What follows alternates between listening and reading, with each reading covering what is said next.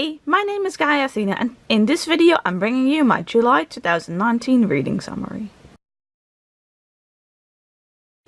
In this video I will tell you a bit about how my reading went in the month of July.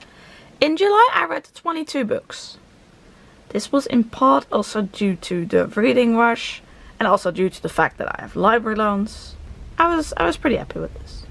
And also as a pie chart we see that July was a pretty good reading month, in terms of the amount of books at least. I read 4,397 pages in July. This was pretty good and a similar amount to June, January, February and March.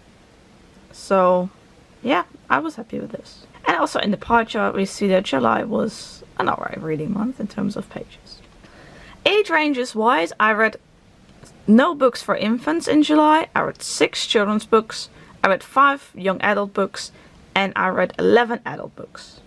It's a bit of a change from earlier months in the year, but yeah, that's just how things happen to go.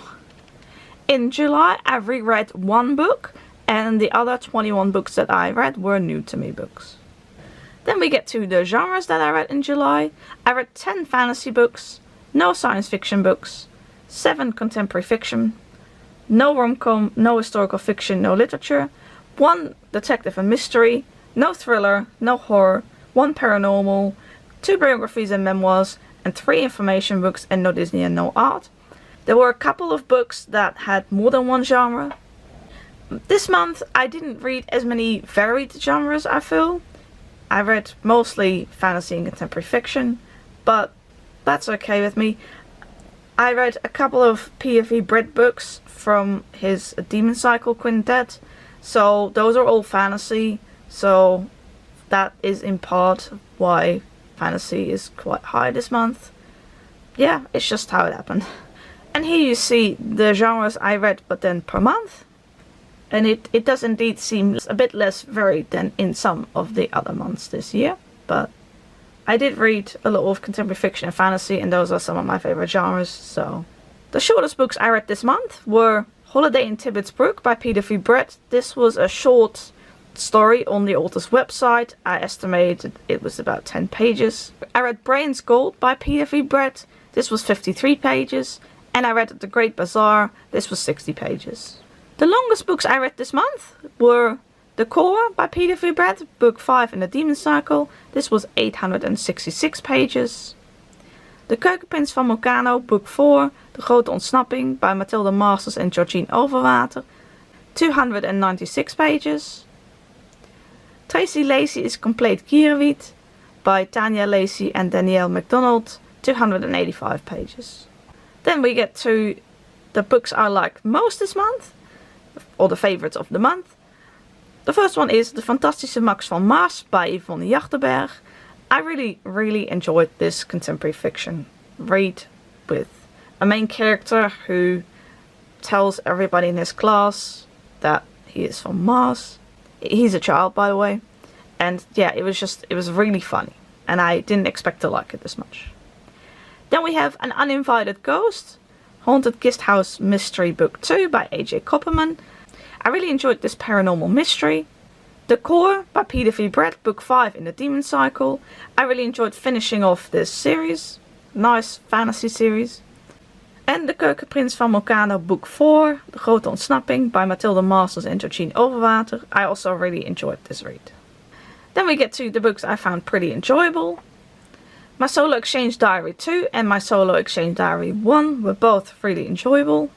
I enjoyed the second Solo Exchange Diary more than the first, which is why I have them in that order.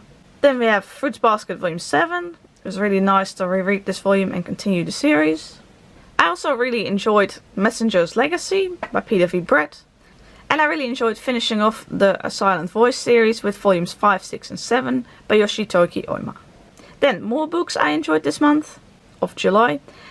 Tracy Lacey is Complete Kierwiet by Tanya Lacey and Danielle MacDonald. This book was quite funny and had really nice illustrations. The ending confused me a bit though. The Great Bazaar and Brian's Gold by Peter V. Brett were both really nice reads. Sophie and the Penguins by Edward van der Vendel with illustrations by Floor de Goede and Ipe plus Willem. I found this a nice read, nice story with some information about penguins. And Fruits Basket Volume 8 by Natsuki Takaya. I also enjoyed this volume. Then we get to the books I found somewhat enjoyable, and the first one is I Hate Fairyland Volume 4, Sadly Never After by Scotty Young. I enjoyed some of this book, but the ending really confused me. Then we have Holiday in Tibbet's Brook by Peter V. Brett. This was an okay story, but it's free to read on the Aldous website, and I definitely don't regret reading it. But it's also not something I'll really remember, because in the whole of the series it was only a little bit. Goth Girl and the Sinister Symphony by Chris Riddell. Yeah, this was an alright read. I enjoyed looking at the illustrations and reading the story. The Little Book of Shocking Food Facts by Craig Holden Feinberg and Dale Peterson. This was also an alright read. And Fay Uitduizenden by Prunella Bett, Miller and Sugar Book 2. I liked this book, but it was not as good as I remember some of the other ones to be, so I enjoyed it, but not as much as I was hoping. And then we get to my least favourite of the month, which is ADD Verdwalen in een Hoofd Vol Prikkels by Ans Ettema Esler. Unfortunately, I did not really like this book as much as I was hoping I would. I had really high expectations of this book, too high probably, and I had a couple of problems with it, and I don't regret reading it or anything, but I didn't get as much out of it as I was hoping, and there were a couple of problems I had with the book, so unfortunately, after processing it for a while, it has to go on my least favorites of the month. So yeah. That concludes my July 2019 reading summary. Overall, I had a nice reading month. I enjoyed most of the books that I read. And yeah.